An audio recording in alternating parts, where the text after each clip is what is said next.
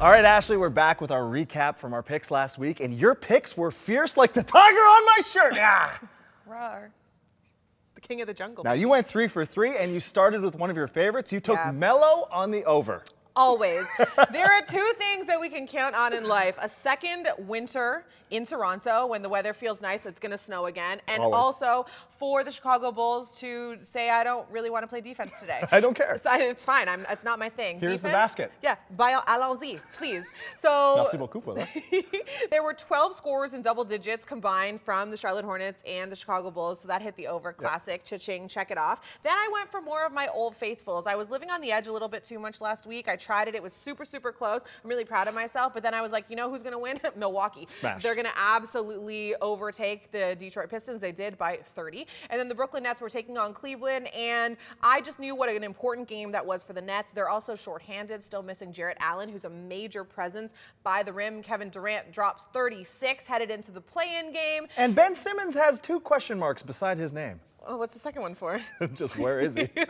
So we hope he's doing okay from his sports hernia injury. That's all I'm going to say about that. We don't have enough time to actually get into everything that goes into what the Ben Simmons saga has meant to this franchise. Okay, so now we move on to UFC, where you decided to do a 4-leg parlay, which is crazy, against your better judgment almost, but the odds were not in your favor, so you had to move it along. I know, but you went gutsy last week, Ashley, so I had to follow suit. So the one thing that hit for you, though, you went for 3 that you really thought you had your finger on the pulse of, and then you chose a pick'em that would give you some extended odds, and that's the one you hit on. I was so proud of you. Yeah, thank you so much. I mean, no, Mackenzie Dern versus Tisha Torres. And Tisha is a shorter, less rangy fighter, so what happens? She's got to get in close. And Mackenzie is a gold medal, world champion BJJ artist, so what happens when you get close to her? She grabs you, she takes you down, and she won by split decision.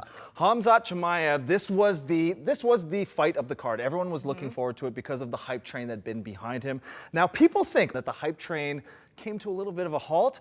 I disagree completely. I'm with Dana White on this one. When you look at it and you say that this guy hasn't fought top 10 ranked competitors and suddenly gets thrown in against a world number 2 who comes off of a Stephen One Boy Thompson fight and a Kamaru Usman fight, this is a bona fide fighter who fought a number 2 ranked person and beat him. So the hype train still goes for me. Now, Alex Volkanovski, I stood here last time and said, you know what, we can't consider him the GOAT until he fights Max Holloway again because those fights were so close. But what he did to the Korean Zombie, stopping him in 4 rounds on his feet because the Korean Zombie was getting beaten so badly, I think he's the GOAT, people. I think he's the GOAT. What a proclamation. Hear ye, hear ye. Hear ye, hear ye. Bradley. Alex Volkanovski is the GOAT.